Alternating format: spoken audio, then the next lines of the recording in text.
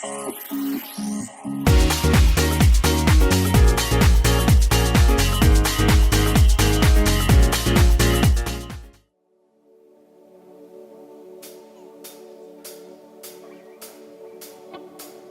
was buried beneath my shame. Who could carry that kind of weight? It was my tomb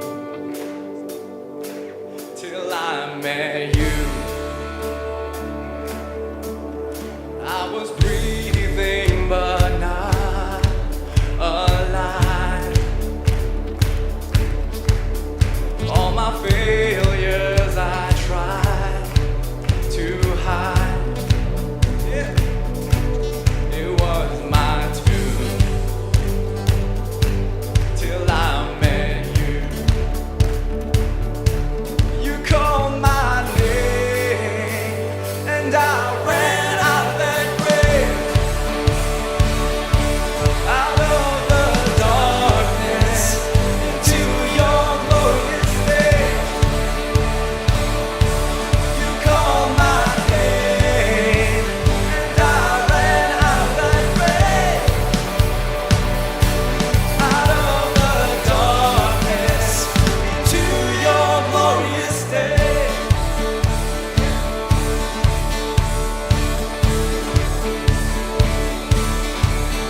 Now your mercy has saved my soul. Now your freedom is all that I know. The old name knew Jesus when I met you. You called my name and I ran out of that grave, out of the darkness into your glorious day. You called my name and I ran out of that grave, out of the darkness into your glorious day.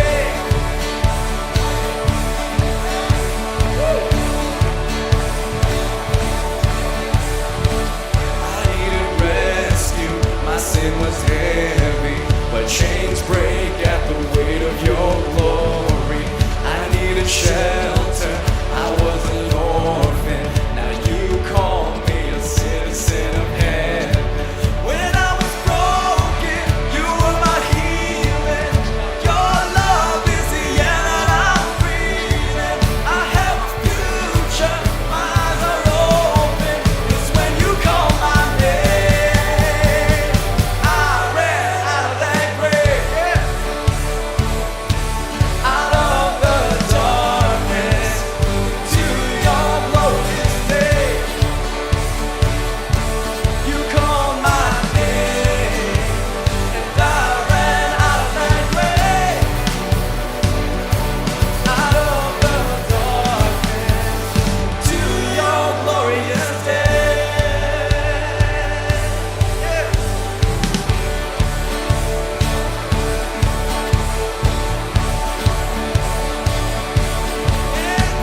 Woo. Yes. He's called you by name.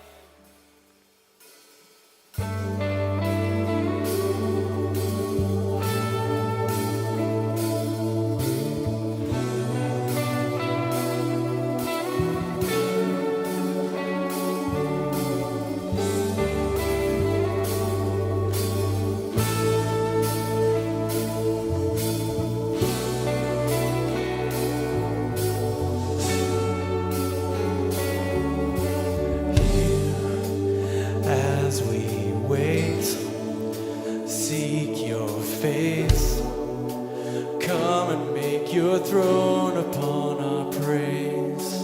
Here in this place, have your way. The moment that we see you, we are changed. Show us your glory. Show us your glory. In wonder and surrender we fall down.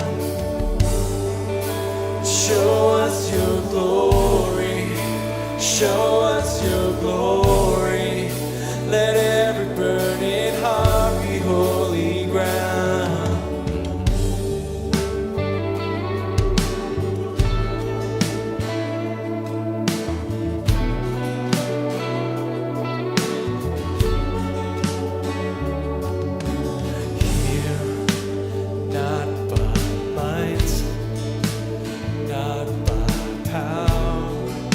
But only by the cross we come alive.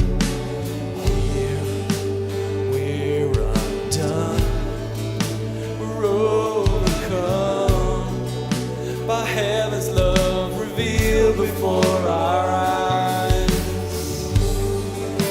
Show us your glory, show us your glory, and wonder and surrender we fall down. Show us your glory. Show us your glory. Let every burning heart be holy ground. Show us your glory. Show us your glory. And wonder and surrender we fall down.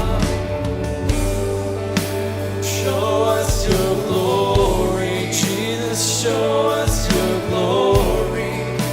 Let every burning heart be holy ground.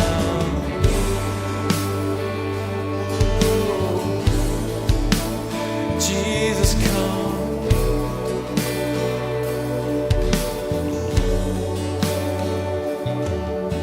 Chains fall.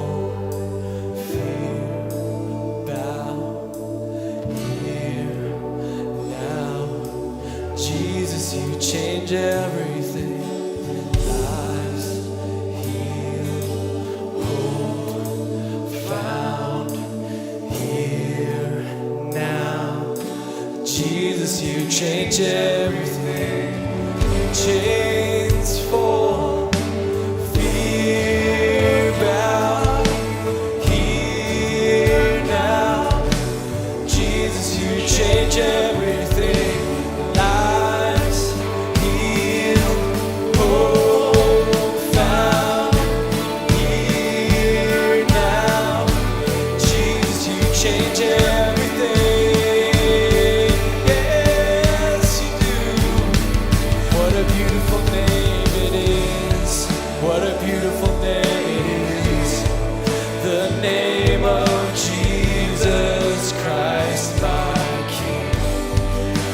Beautiful name it is, and nothing compares with this. What a beautiful name it is, the name of Jesus.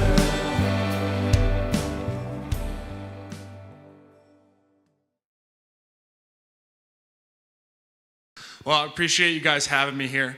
I enjoy the opportunity to come share a little bit about my story, about my football journey, about my life, and doing that is a little bit more fun after a big Eskimo win. So I would have, I may have had to rethink what I wanted to say to prevent maybe tomatoes flying if we lost the Stamps twice in a row. But let me share a little bit about what's been put on my heart to kind of share with you today. It's the idea of control and giving up control. And I'll share with you a little bit about a word that I modeled a year of my life after, partway through the end of my college career and going into what turned out to be a professional career, and that word was surrender. And it was cool to see that was one of the words in one of the songs that we just sang. But first, let me share a little bit about who I am, where I'm from. I am from London, Ontario, out east. I love Edmonton, so don't get... Great city. Spent 2 years in Montreal. I love Edmonton even more. But yeah, I'm one of 5 siblings.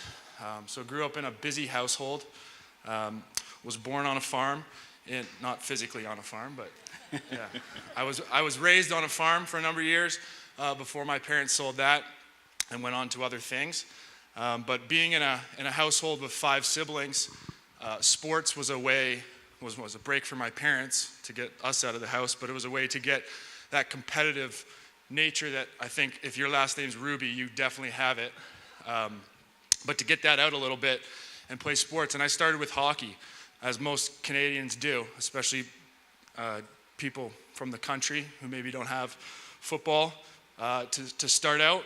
But I started playing hockey, and I was a pretty average sized kid growing up. And then maybe 10 years old, I don't know what I ate or what I drank, but I started growing at a rapid pace.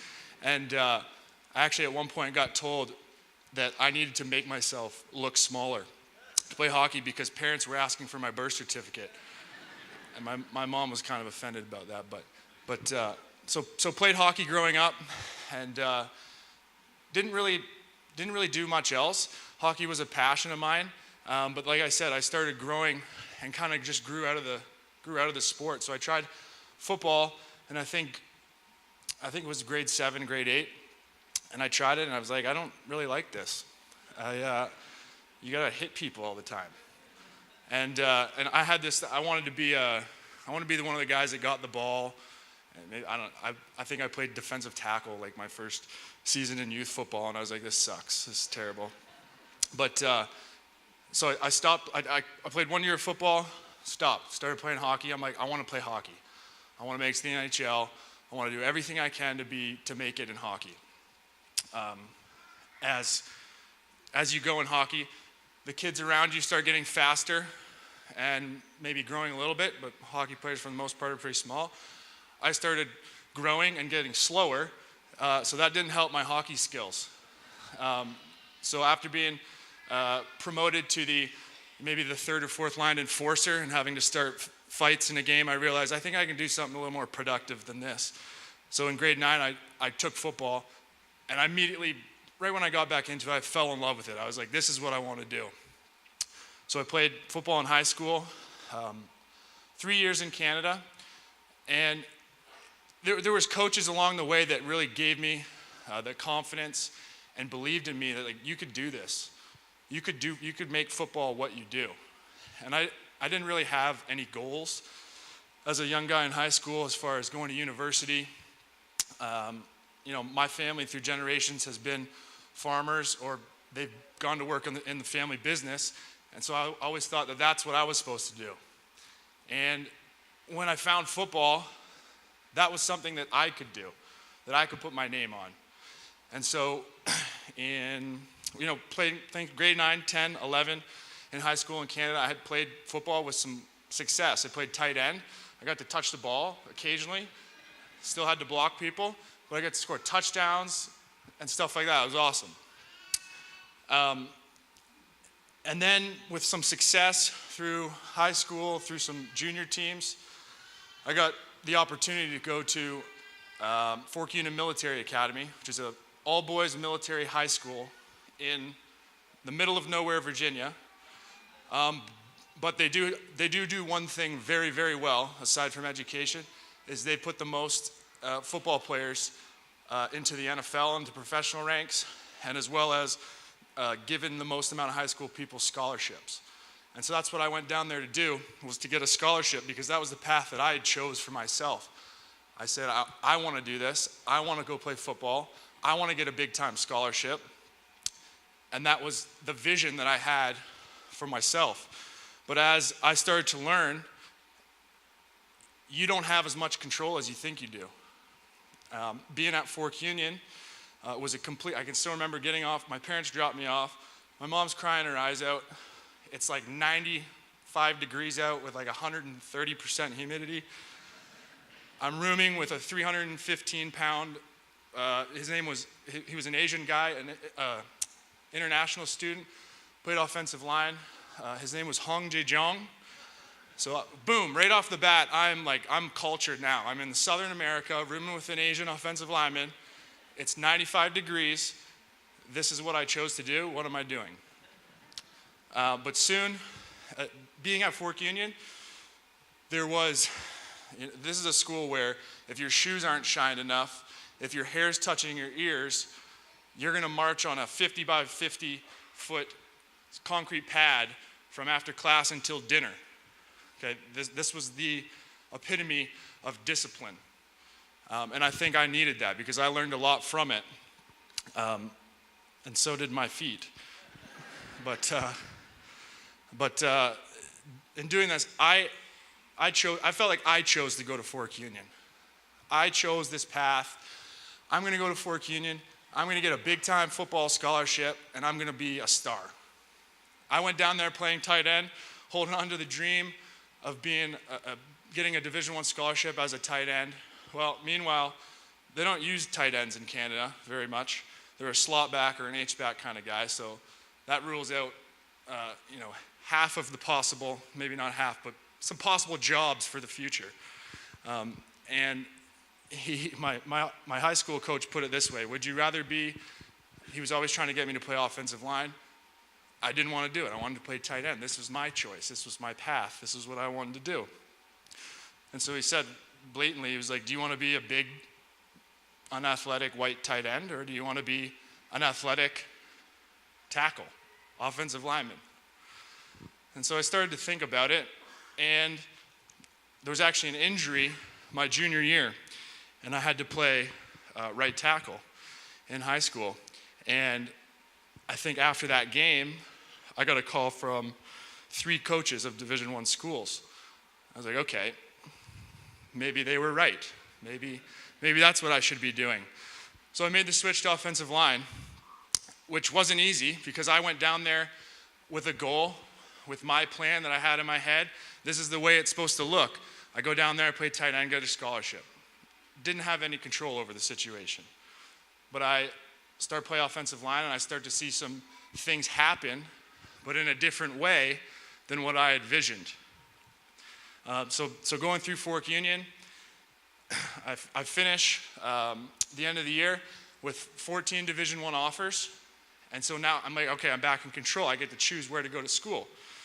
So there was one offer in particular that I really wanted, and that was UConn, the University of Connecticut. It was relatively close to home. It was a big-time school. They had just come off a Fiesta Bowl championship. That's where I wanted to go. Got the offer, committed. Okay, they sent through the NCAA, which is like the most ridiculous organization in all of sports, if you know anything about it. There's a long list of things that you need to be eligible for a scholarship. I had all those. I met all of them, barely, but I met them. And so when they sent in my paperwork to be cleared, to be officially or to sign the scholarship, they found that 3 classes that I took in Canada did not count towards NCAA qualifications. So inevitably, UConn said, you're not eligible. We can't offer you a scholarship.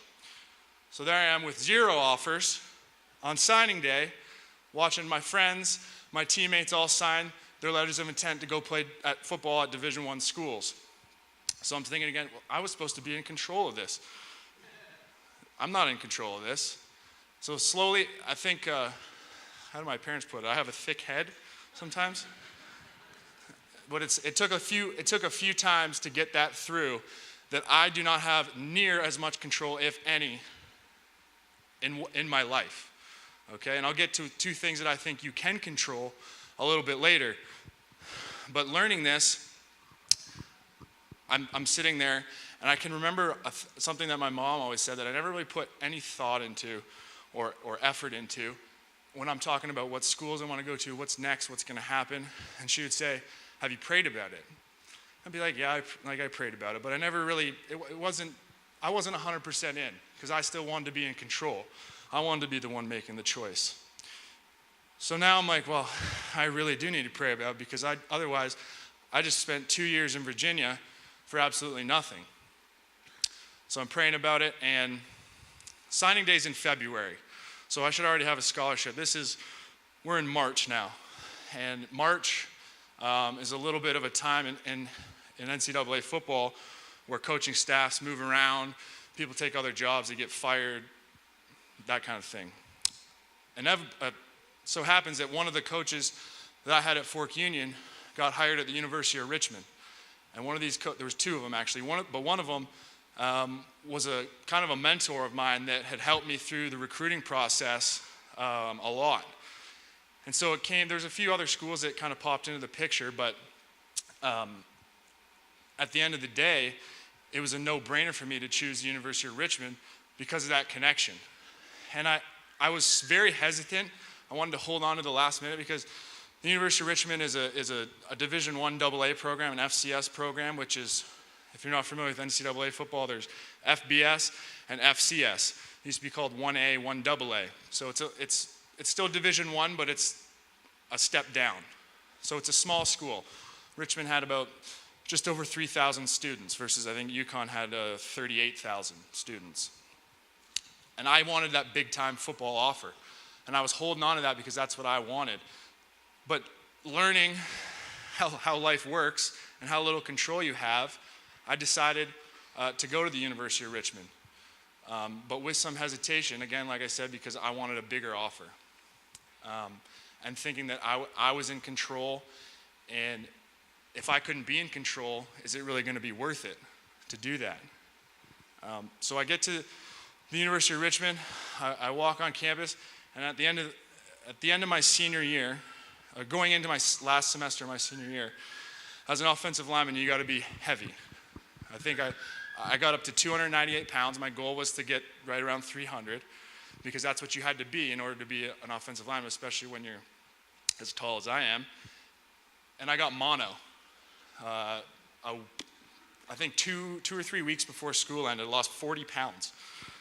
I showed up to University of Richmond at 265 pounds, and my coaches were like, "What the heck did you do?" Well, I got mono. So now we're gonna have to redshirt you because you need to take a year to put your weight on, get back to where you were. Another setback that I didn't plan on having. I don't want to go to school for 5 years. I want to go to school for 4 years and get out of there. But that's not how it works. So I redshirted. We had a pretty unsuccessful season my first year at the University of Richmond. Going into year two, the staff, our head coach had resigned. We went 3-8 my second year. My entire coaching staff, and the biggest reason why I chose to go to the University of Richmond was fired. Pretty much all of them. I think there's one guy that remained. And so now what do I do? Like, what if we get a new staff that doesn't like me, or, because new staffs come in, they bring transfers, they bring guys that they like. Again, I'm not in control. You realize how much control you do not have. But that staff change was one of the biggest, not only blessings of my football career, but one of the biggest blessings of my life. We had an entire staff. My head coach, Danny Rocco, my O-line coach, McCorkle, came from Liberty University, which is one of the biggest Christian universities in America. And they came in, and from day one, you knew what their values were. You knew what their intent was. And his intent was to make us better people and to completely change the culture of our offensive line. And I wanted to play a part in that. And immediately, you can ask him still, because I'm very close with him. He didn't like me the first little while he came on campus. I was stubborn, as you guys might have already depicted from this story so far. But his intent was to change, and he knew that if he was going to change the culture of our team and of our offensive line, I had to change. He had to change me, and he did that. I remember one of the first times we met. It was after spring ball, like one-on-one, and I was the kind of guy that in football you have to have you talk about toughness a lot. Mental toughness, physical toughness, the difference between being hurt or being injured. You got to play hurt. Everyone has to play hurt in football. If you don't play hurt, something's wrong with you, or you're not going to be playing for very long, okay? Mental toughness is being able to take something, and Coach Moss says it all the time, flush it. You don't let one play affect the next play, or one day make your next day bad. And I didn't learn. I hadn't mastered that yet. I hadn't understood that yet. If I screwed up on a play, the next play I'm probably going to screw up because I'm mad I just screwed up on the play before. So he taught me this, and his idea was, his word he used for me, he's like, I want you to learn how to be stoic. First thing that came to mind, I don't even know what that word means. He told me, okay, and that was to try to not show your emotions, to not let things that negatively happen to you affect your emotions so that other people can tell how that impacted you. And that not only changed me, but it made me a better football player, because I was able to take one play. If I screwed up, the next play, I flushed it, and I can execute that certain play. But another thing that his big idea about changing our team, making us better, was the culture. And I think at that time, in the offensive line group, which is about 12 to 14 people, kind of give or take, I was probably one of the only Christians, the only believers in the room, aside from our coach. And I think he knew that. And one of my goals was every game before we played in college, I'd kneel on the sideline and I'd pray. You know, I'd pray for favor in that game. I'd pray for safety in that game. If my family was there, families that were there, safe traveling home, and this and that.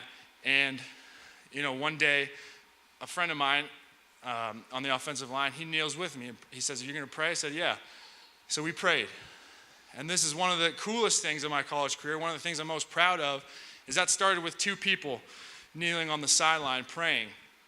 By the end of my junior year, by the end of that year, we had 12 people kneeling before every game, saying a prayer before we went on to play, which is pretty cool.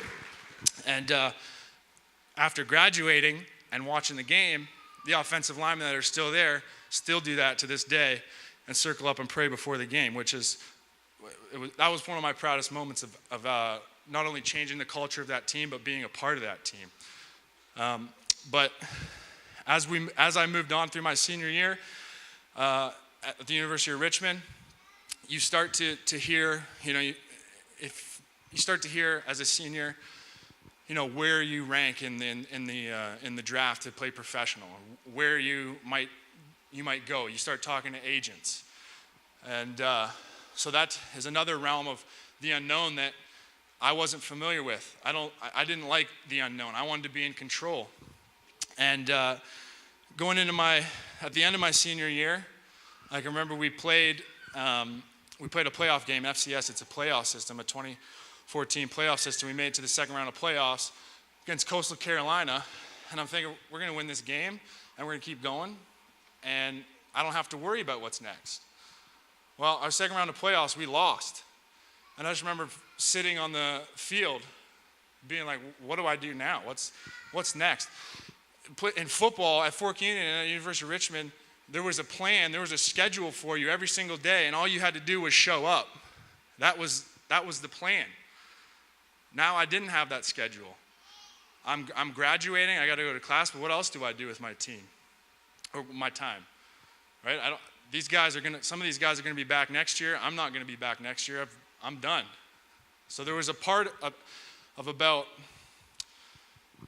4 months where I had absolutely no idea what I was going to do, what was going to happen with my football career, what was going to happen with my life, what city I was going to be living in, any of that.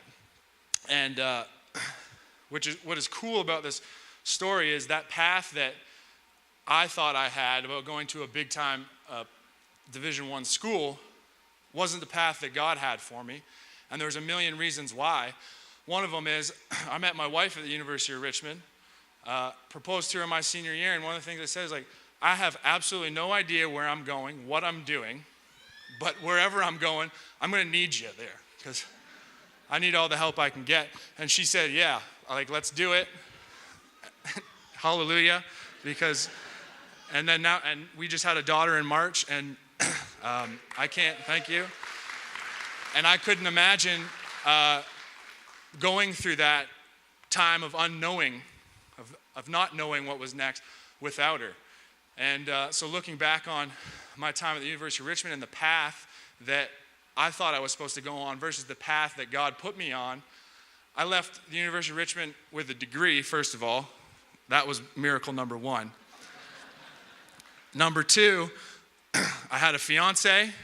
I had a girl that said she was willing to spend the rest of her life with me. Miracle number two. And I had a mentor and my coach and a laundry list of friends that are going to be my friends for life. And that was more important than any game that I played at the University of Richmond or any football thing that I've done in my life. But that period of when you're finally done playing college football to draft day or wherever you sign or where you're going to get your shot, where you're going to be next, that was scary to me.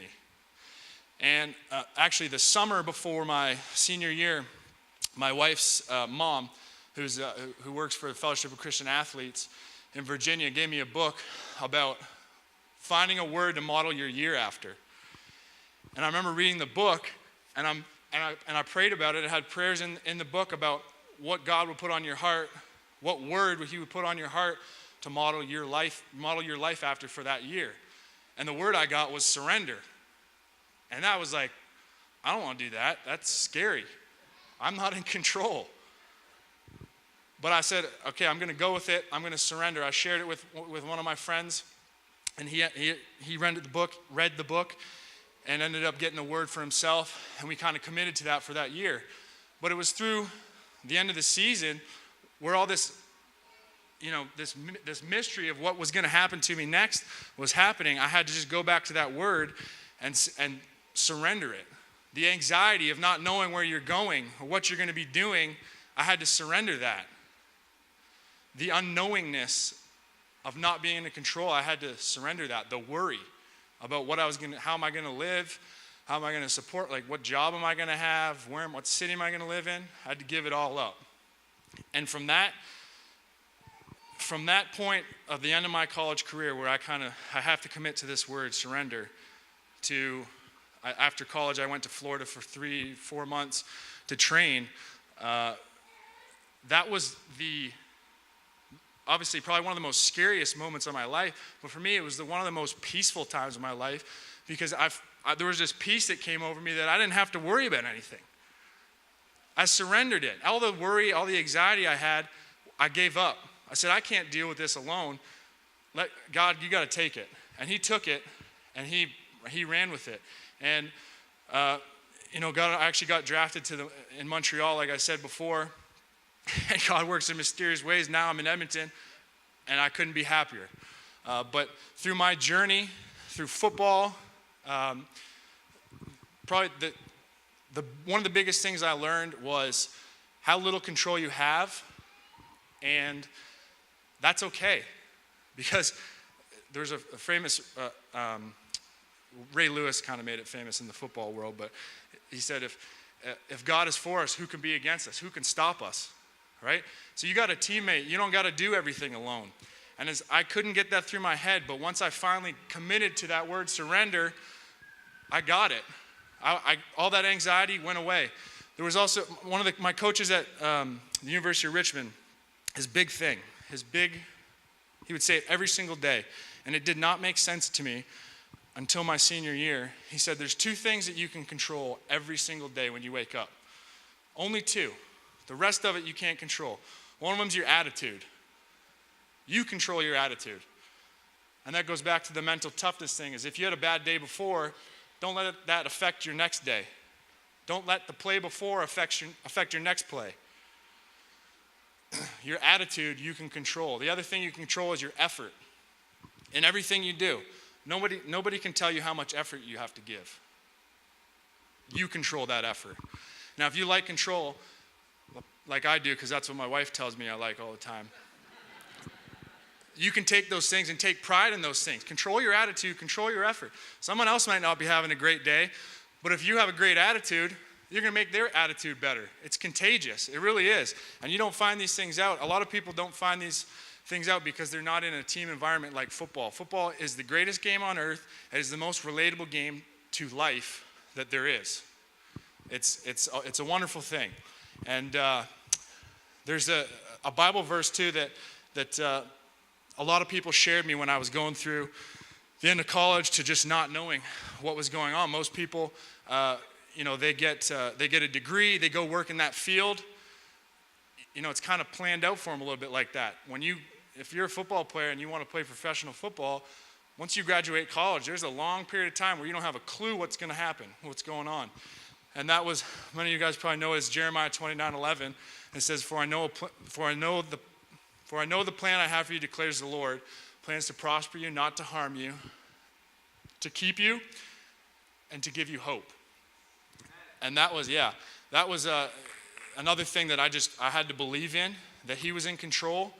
I surrendered all my anxiety to him, and I can't tell you, that period of time between the end of college and to where I found out where I was going to live or find out where I was going to play football was some of the most peaceful time of my life.